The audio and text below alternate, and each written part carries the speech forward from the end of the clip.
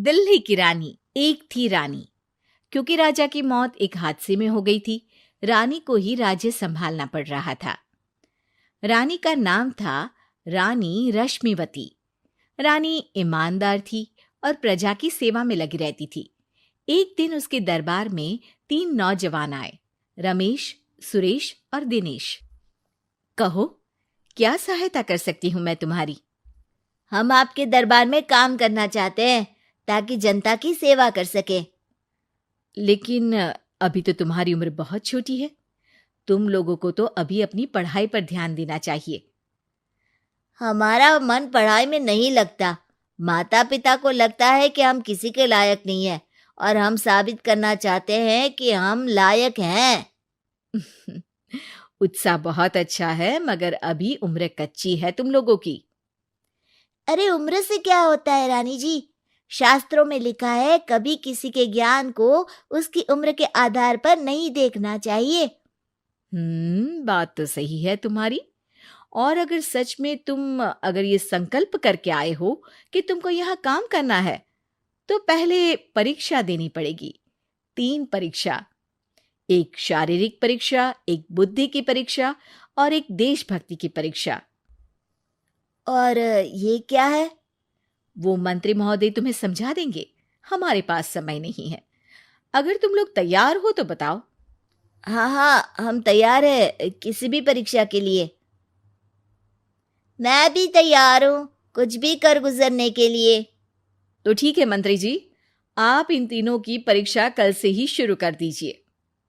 जो आ गया रानी साहिबा। अगले दिन से ही तीनों की परीक्षा शुरू हो जाती है। पहले शारीरिक परीक्षा, यानी किस में कितना है दम, ये देखेंगे हम। क्योंकि शरीर में दम होगा तभी तो प्रजा की सेवा में दम लगा पाओगे। हमें क्या करना होगा? वो पेड़ दिख रहा है, जो सबसे पहले चढ़ेगा उस पे दरबार में नौकरी पाने के अवसर उसी के बढ़ जाएंगे। मैं चढ़ता हूँ। अरे रुको रुको, गिनती गिनने दो। 1, 2, 3। 3 की गिनती के बाद रमेश और सुरेश भागकर पेड़ के पास गए, मगर दिनेश आराम से पेड़ के पास गया। जैसे ही रमेश और सुरेश आधे पेड़ तक चढ़ गए, दिनेश ने उन दोनों की टांग पकड़ के उन्हें नीचे गिरा दिया और खुद पेड़ पर चढ़ गया। दिनेश की जीत हुई। अरे लेकिन इसने बेईमानी की। बेईमानी नहीं की, बुद्धि लगाई। शरीर के दम के साथ दिमाग में भी दम होना चाहिए। क्यों मंत्री जी? हाँ, बात तो तुम्हारी सही है। लेकिन बात अगर बुद्धि की है तो बुद्धि की असली परीक्षा हम कल लेंगे। शाम को जाकर मंत्री रानी को सब बता देते हैं। यानी दिनेश उन सब में ज्यादा होशियार है। जी रानी साहिबा। अगले दिन तीनों की बौद्धिक परीक्षा का समय होता है। आज हमें क्या करना है मंत्री जी? थोड़ा सब्र करो, कल जल्दबाजी में ही हारे थे तुम। सही कह रहे हैं मंत्री जी। अरे तू क्यों ज्यादा बोल रहा है? तू भी तो हारा था ना कल। ए दिनेश, ज्यादा होशियार मत बन। अरे लड़ो मत। आज की परीक्षा पर ध्यान दो। आज की बौद्धिक परीक्षा में ये कुछ बोरे हैं, कुछ में नमक है और कुछ में रुई। जिसको जो ले जाना है उठा लो। देखते हैं कि कौन जल्दी से कोई भी एक बोरा नदी के उस पार लेकर जाता है। समय शुरू होता है अब। तीनों बोरों की तरफ बढ़ते हैं। सुरेश, नमक की बोरी भारी है, ले जाने में मुश्किल होगी। हाँ, सही कह रहा है। रुई हल्की है, हम दोनों रुई लेकर चलते हैं। अरे भाई, मैं तो नमक लेकर जाऊंगा। रमेश और सुरेश ये सोचकर हंसते हैं कि आज तो दिनेश हार ही जाएगा। दौड़ शुरू होती है। 1, 2, 3। तीनों नदी की तरफ भागते हैं। रुई में वजन कम होने के कारण रमेश और सुरेश आगे निकल जाते हैं और दिनेश थोड़ा पीछे। पर जैसे ही वो सब नदी में जाते हैं, दिनेश की बोरी का नमक गलने लगता है और वजन कम हो जाता है, जबकि रमेश और सुरेश की रुई में पानी भर जाता है और बोरी का वजन बढ़ जाता है। अरे ये इतनी भारी क्यों हो गई रमेश? अरे मुझे क्या पता, शायद जादुई बोरी है। अरे लगता है कि हम बेवकूफ बन गए। बने नहीं हो, तुम हो ही बेवकूफ। इतना तो पता होना चाहिए कि पानी में नमक गल जाएगा। दिनेश का पूरा नमक गल जाता है और बोरी खाली हो जाती है। वो जल्दी से रेस पूरी कर लेता है। इस परीक्षा के विजेता भी दिनेश ही है। उसने दिमाग लगाकर दिखा दिया कि वो बौद्धिक परीक्षा में भी रमेश और सुरेश से आगे है। अब कल तुम्हारी देशभक्ति की परीक्षा होगी, जो स्वयं रानी मां लेंगी। रात को फिर मंत्री रानी के पास जाकर बता देते हैं कि आज की परीक्षा में कैसे दिनेश ने अक्लमंदी दिखाई और बौद्धिक परीक्षा में भी उसी की जीत हुई। अरे वाह, दिनेश तो हमारे बहुत काम आ सकता है। हम उत्साहित हैं कल की परीक्षा के लिए। वो तो ठीक है रानी साहिबा, लेकिन हमने सुना है कि पड़ोसी राज्य का राजा आकाशदीप हमारे राज्य की सीमा में घुसपैठ कर रहा है।